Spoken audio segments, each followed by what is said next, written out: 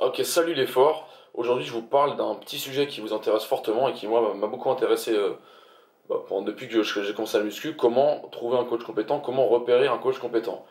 Alors, je suis parti d'un postulat qui est l'effet Dunning-Kruger. C'est un biais cognitif par lequel, en fait, ceux qui sont les moins compétents, généralement, pensent qu'ils sont compétents et ont une incapacité à se rendre compte qu'ils sont incompétents. Donc c'est normal. Et ceux qui sont généralement les plus compétents ou qui gagnent en compétences, et ben c'est un peu l'inverse. Ils ont l'impression ils savent pas à quel point ils sont compétents et ils ont tendance à surestimer les autres et la compétence des autres. Donc moi partant de ce principe-là, j'ai découvert ça. Enfin je connaissais déjà ça, mais dans ma tête j'avais déjà fait un espèce de modèle d'apprentissage et de partage. Je vais vous montrer le modèle en 4 étapes. Donc le modèle c'est celui-là. Est-ce qu'on voit bien? On voit bien. On voit bien, c'est bon. Donc c'est un modèle en 4 étapes et je vous explique très simplement, j'essaie de faire une vidéo courte même si ça paraît compliqué. En abscisse, on a la compétence réelle, d'accord, avec la courbe noire. En ordonnée, on a le partage en vert, on verra après, et la compétence perçue, toujours en noir. Donc la compétence perçue ici, compétence réelle ici. Phase 1, d'accord, donc on va appeler cette phase-là, euh, on va rapporter ça à la muscu, vous démarrez, vous y connaissez rien, et vous le savez normalement. Là, vous ne connaissez vraiment rien. Donc on va appeler ça c'est la phase oh là là, j'y comprends rien et je suis nul. Donc c'est là. Donc là, compétence, on est nul et compétence perçue, on sait qu'on est nul. Généralement, ça dure plus ou moins longtemps, si tant est qu'on continue la muscu d'ailleurs. Et on bascule très rapidement sur la phase 2, qui peut durer éternellement d'ailleurs. Ça arrive souvent. On commence à connaître un peu.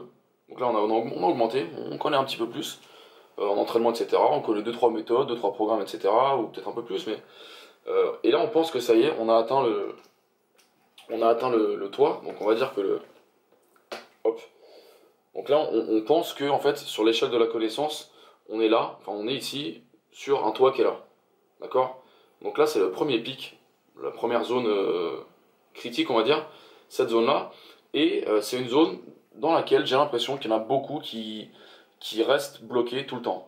Pourquoi? Généralement, c'est ceux qui sont par exemple doués génétiquement ou bien qui trouvent leur méthode d'entraînement optimale rapidement, et ben ils pensent que c'est facile en fait. Ils se disent que bon bah voilà la muscu c'est comme ça, c'est ainsi, l'entraînement pareil c'est facile, moi je progresse comme ça, j'ai toujours progressé comme ça, c'est simple. Donc il y en a qui restent bloqués ici très longtemps malheureusement. Pareil, bah, ça se rapporte au coach, hein, c'est pareil. Donc voilà, deuxième étape qu'on pourrait appeler, je sais pas, je sais pas, je suis le boss. C'est bon, j'ai tout compris. La phase, j'ai tout compris. Je suis passé par là aussi, hein, comme tout le monde, hein. Et d'ailleurs, généralement, c'est pendant cette période-là que vont proliférer des chaînes YouTube, par exemple, qui sont bien. En fait, en général, c'est bien intentionné, mais la personne, par l'effet du coup du Nick Kruger, ne se rend pas compte qu'elle est pas très compétente finalement, mais elle veut aider son prochain, on va dire. Donc, on monte une chaîne YouTube, on fait même je sais pas, des tutos, des programmes, des machins, et on pense aider la communauté. Malheureusement, parfois on le fait à tort parce que là on parle d'un sujet qui est quand même sérieux, qui est la santé. Donc là, c'est pas comme on parle pas je sais pas, je pense à des formations sur internet là qui valent 500-600 euros, je sais pas combien, qui sont pas dangereuses en soi, à part faire perdre de l'argent. Si elles sont pas efficaces, c'est pas trop grave. Mais là, quand on parle de la santé, si on fait des programmes que le mec il se pète le dos ou je ne sais quoi, c'est compliqué. Troisième étape, on augmente beaucoup en compétences et on se rend compte qu'en fait le toit il est pas là du tout, il est plutôt ici en fait. Et donc là, le niveau de compétence perçue il baisse considérablement et on se rend compte que finalement, sans rentrer dans la philo, ben on sait ce qu'on ne sait pas du coup, pour faire du socratique. On se rend compte que tout ce qu'on sait finalement c'est pas grand chose et qu'on sait pas finalement tant que ça. Même si comparé à la phase 2, on a acquis beaucoup de connaissances. Mais on se dit finalement ça suffit pas. Voilà. Donc moi je considère que dès qu'on arrive à ce stade 3, on est compétent. Parce qu'au final, on sait ce qu'on sait, on sait ce qu'on ne sait pas, et donc il faut se concentrer sur ce qu'on sait faire. Cette phase-là, la phase 3, c'est une phase de transition pour moi et je pense qu'elle dure pas très longtemps en général. Il faut vite passer. Attends, je suis en train de tremper du. Oh là, endurance d'épaule là. En train de passer on passe rapidement à la phase 4. Là, la compétence augmente également beaucoup. Et finalement, on prend confiance dans ses méthodes, dans ses programmes, on sait ce qu'on sait faire, et surtout on sait ce qu'on sait pas faire et ce qu'on ne connaît pas. Donc ce qu'on ne connaît pas, on va pas s'y aventurer trop, ou alors sans trop de certitude, et on va pouvoir avancer dans ce qu'on sait faire. Et donc ce tableau-là, je l'ai mis parce que, en fait, ici, donc là on va dire que c'est la deuxième phase, pardon, et c'est ici en général que prolifère un deuxième genre pardon, de chaîne YouTube, d'ouvrages, de livres, etc., de formation, par justement des entraîneurs, des préparateurs, des coachs que vous voulez, qui savent qu'ils ne savent pas tout, mais à leur échelle, ils ont un champ de connaissances dans quelque chose qui est élevé, donc ils vont transmettre ça. Donc c'est pour ça qu'on a vraiment deux phases A, allez, oula, il est horrible ça. La phase A qui est ici, la phase B qui est ici. Donc là, la phase A, elle est généralement bien intentionnée, bon, peut-être pas tout le temps, mais généralement je pense, mais la personne ne se rend pas compte qu'elle est incompétente.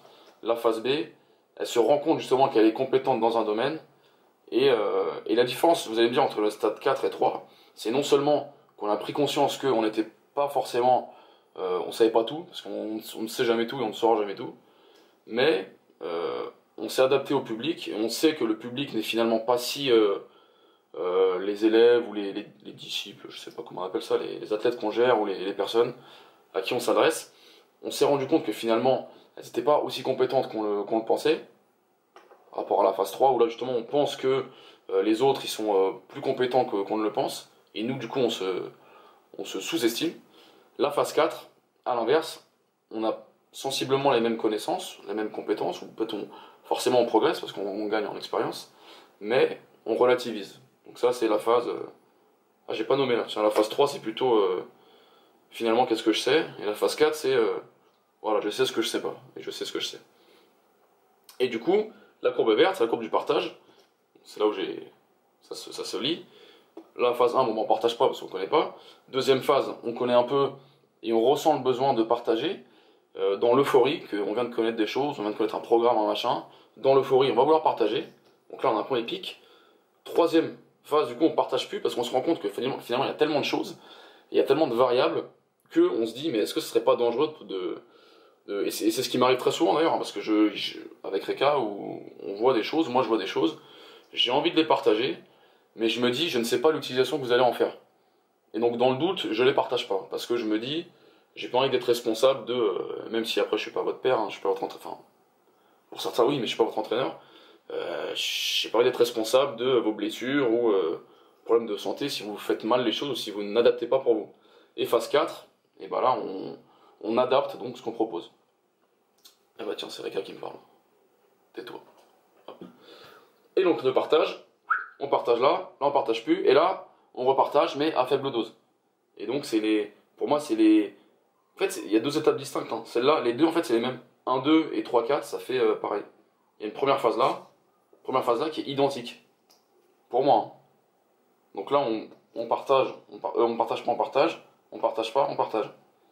Et donc en général les meilleurs livres ils se situent dans cette zone-là, où l'entraîneur acquiert de l'expérience, des compétences, et il sait amener son propos au public. Et donc pour en finir sur mon propos, comment choisir un coach, comment prendre un coach compétent. Premièrement, déjà c'est un peu c'est pas du hasard, mais des fois ça peut être du hasard.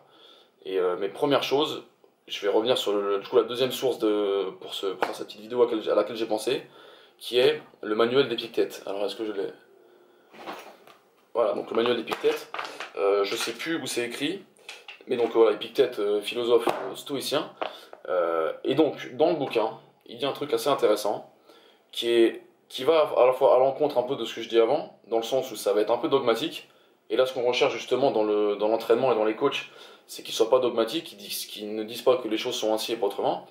Mais il dit, Épictète, que dans son apprentissage, il faut se fixer un mentor, enfin pas un, mais quelques, deux ou trois, écumer tout ce qu'il a fait, toute son œuvre, et ensuite la faire sienne, dans les deux sens, c'est-à-dire pratique et théorique, la faire sienne, l'utiliser, et après la restituer. Donc, choisir 2 à 3 mentors, par exemple, en entraînement, moi ce que j'ai fait, j'ai choisi des mentors, j'ai un peu écumé leur ouvrage, ou alors une philosophie.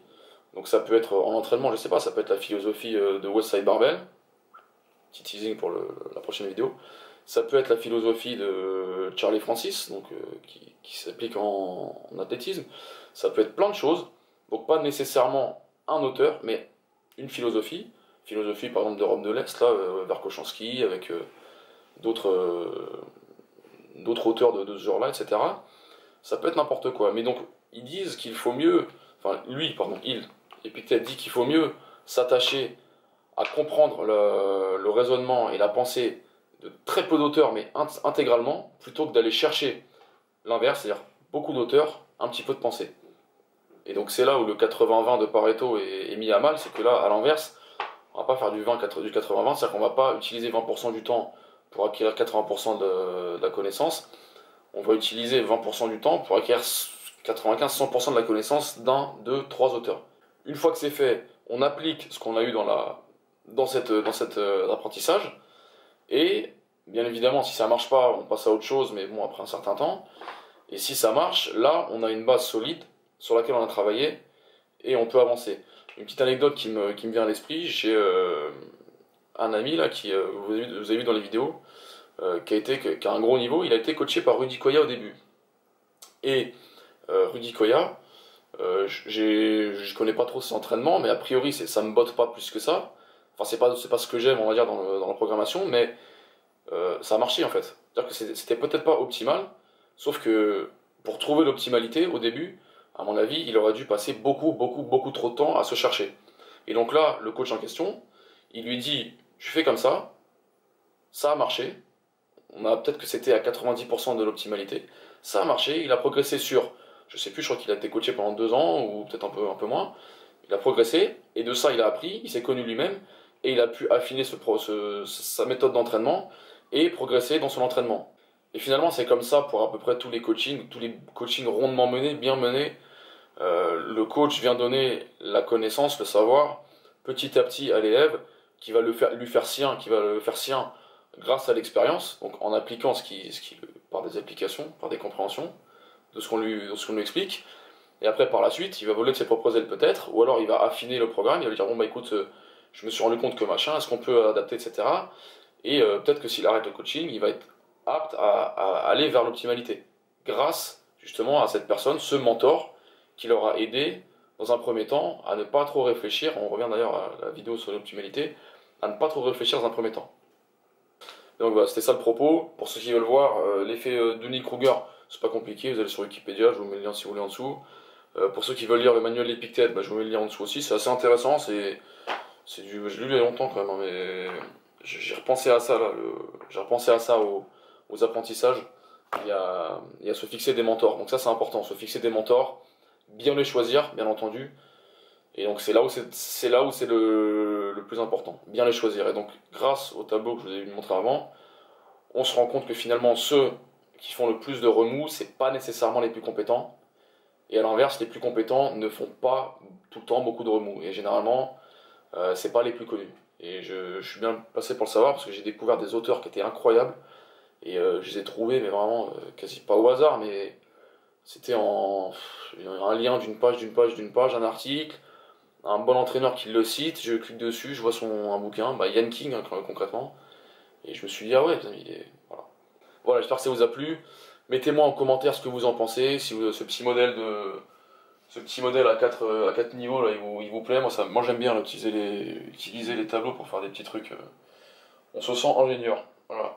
Si vous avez déjà entendu parler de ce genre de choses, ça m'intéresse aussi, parce que là il y avait un modèle d'apprentissage à 3 niveaux. Bon là j'ai mis un quatrième. Je sais que ça existe, donc je ne prétends pas l'avoir inventé, mais si vous connaissez quelqu'un ou une théorie ou quoi que ce soit qui reprend un peu ça, ça m'intéresse. D'accord. Allez, ciao, à plus. On se voit pour une autre vidéo.